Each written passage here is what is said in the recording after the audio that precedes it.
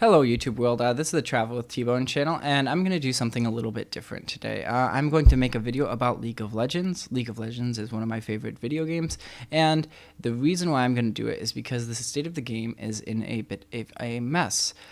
So who am I?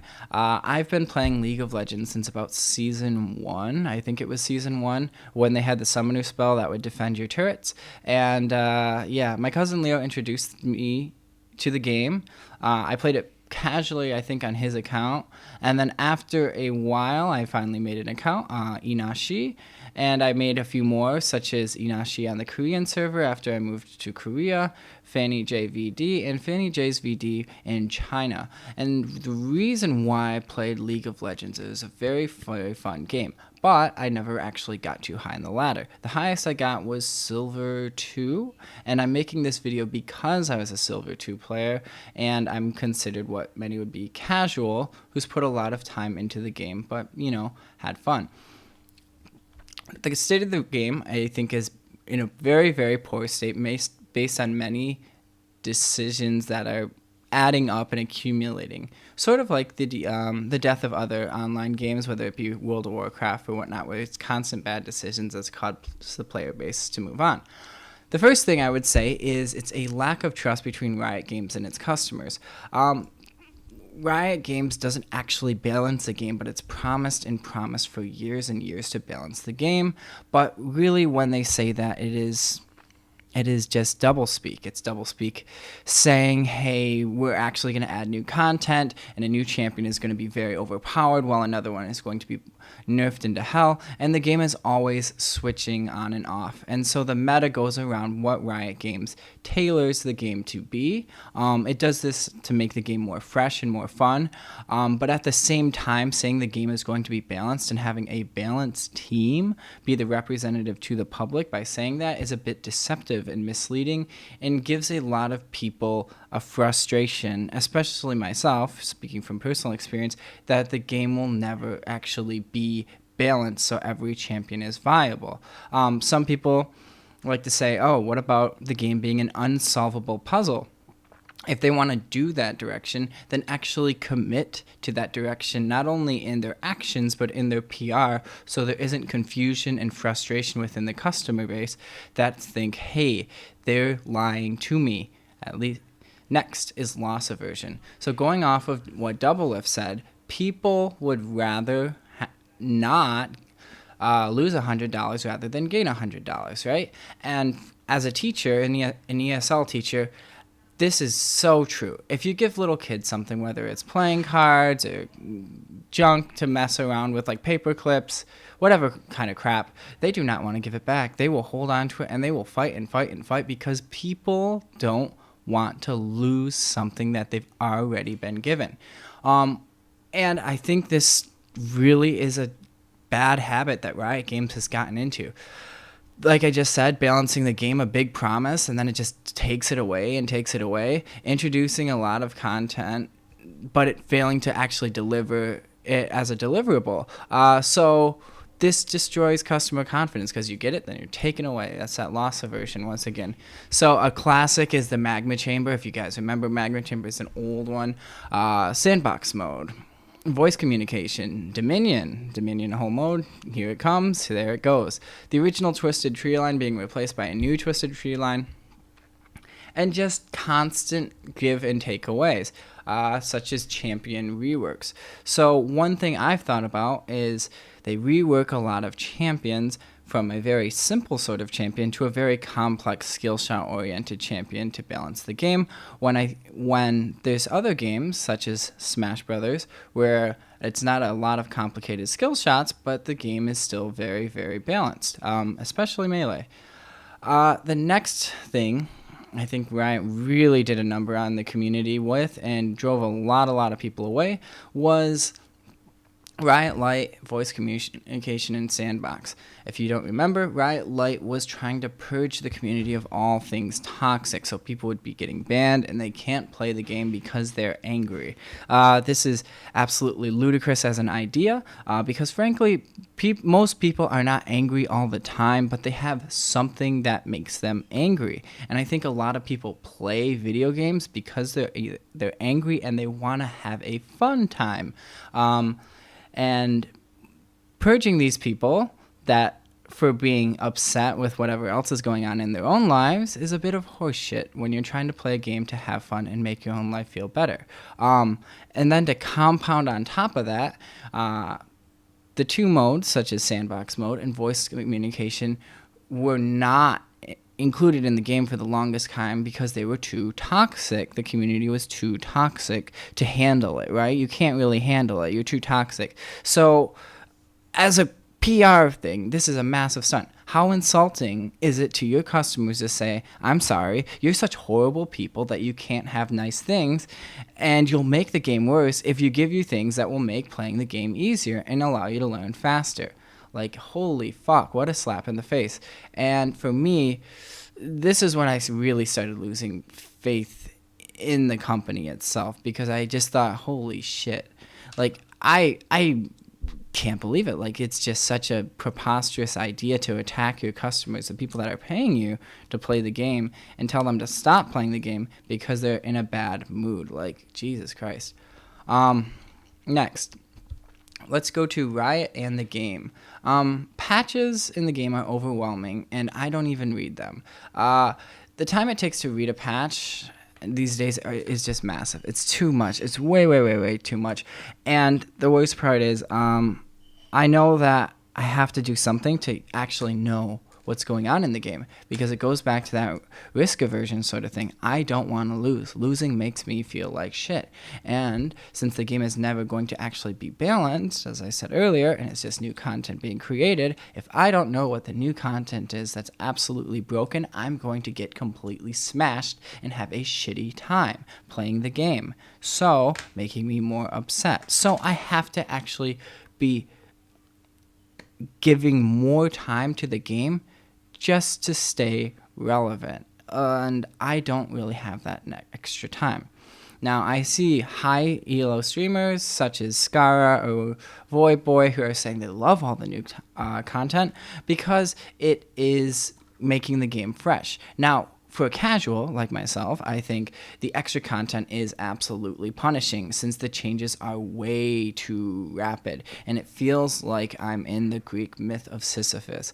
I feel like I'm pushing a fucking rock up the fucking mountain every fucking time I play League of Legends because the game's changed, and every time it rolls back down and then I stop playing, I log in and I'm at the exact same spot. I'm at the bottom of a mountain again with so much to learn and champions being changed that I just don't want to play the game anymore, which goes on to the next point.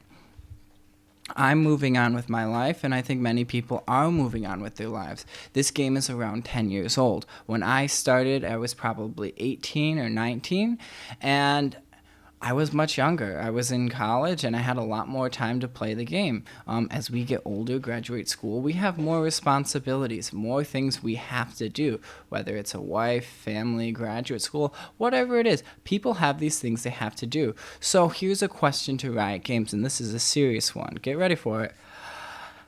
How can people enjoy a game as they get older and have increasingly less time to dedicate to a game that is becoming more and more complex to play and demands more and more of your time to be played consistently? That's the question. And I'm going to be honest, most people are going to say, I don't fucking want to do it, because the girlfriend or the wife takes priority. The kids that you have take priority. Your job takes priority, you know? Like in college, it's like you can skip classes and it's whatever. Here, you skip like your job for like a week or whatever, then you're completely up shit creek. So yeah, that's something to consider for sure. Next, this one's near and dear to me, is Riot and the professional community and anything else. This ties in with the Riot Lite. bit, which was censorship of other streamers and content creators. So one of the biggest YouTube's League of Legends creators a few years ago was Video Game Donkey. And there's a bit of a controversy. One of his highest viewed videos is why he stopped playing League of Legends, because he was considered too toxic for swearing while other players were playing the game and ruining it by running it down mid or top or feeding all the lanes. And it pissed him off, so he called him like a scumfuck, blah blah blah, whatever bastard, and he got banned. And I think that's ridiculous. It's absolutely ridiculous. Once again, it goes back to people are not angry people, but people have things that make them angry, and they can appear to be angry people. And then on top of that, which is ironic, we're going to the next one, which is banning Tyler 1. Tyler 1, I think, was the most popular League of Legends streamer. He might still be. It's been a while since I've looked at League on Twitch. And yeah, why do you think he was the number one streamer? Because I think he was the realest streamer in terms of how he felt about the game. And I think he was also the most relatable, where a lot of people felt pissed off about the game. But Riot decides to not incorporate this and use this to help build their brand and let the community evolve as they get older and the game's community evolve, but suppress this and ban him. Other content creators that were banned were Richard Lewis, Monte Cristo, and a progressive and an increasingly anti-third-party sort of show such as Summoning Insight. So this has made content pretty shallow and stale, because journalists, content creators can actually be incredibly critical of the game without a fear of being ostracized or banned from events. Richard Lewis was banned from events and the League of Legends subreddit, despite the fact he helped EU LCS player Corey stop Meet Your Makers, a scumbag shitty organization, from trying to sue him and take his parents' house. Monte Cristo, same thing, was critical of the NALCS and many other regions for their mentality of the game when they were a bit slacking, and they still are, and was also critical about the rate of pay that casting talent had. And Summoning Insight was the pinnacle of his, it was the pinnacle of, it was a way for him to actually communicate that message in a fun, semi-serious way. And in replace of that, we've had a lot of new content creators that are shallow and stale. There's Beyond the Rift with Emma Cutie Pie and Scara. Both, I'm sure, know a lot about the game, but both sure don't say a lot about it. They're always shallow, stale, and maybe a topic lasts a few minutes, just like this. Next, Hotline League. Travis Gafford. Wow, what else do we say? I mean, his content's always been pretty shallow. And his show is supposed to be like a talk show about the league, but everything is screened before people call in. Obviously, this can be to prevent trolls, but they also filter a lot of controversial topics. Ironically, the best episode was when Monte Cristo called in and brought up hard-coding questions about BAMTech, which, ironically, Travis decided to cut this off and not upload it because as a journalist, as in someone who reports on the news, as in someone who knows about these sort of things, it would not be professional. So Travis chose to, not do his job as a journalist. And then the last show is Narrative Wake. It's not a bad show, but it's not a great show either. It's just ho-hum. I love Thorin. I think Kelsey Moser is great. And I think the guests that they have on it, like Loco Doco and whatnot, are usually pretty silly. But I watch the show and I just can't help feel but they're restricting themselves in what they're saying because they don't want to be the next Monte Cristo or they don't want to be the next Richard Lewis. What else I think drives away people from the NA scene is NA is just not that good on an international scale. The amount of players in NA is shrinking, yet their pay is incredibly high, which allows people to kind of sit around and collect a high paycheck for doing, not that much.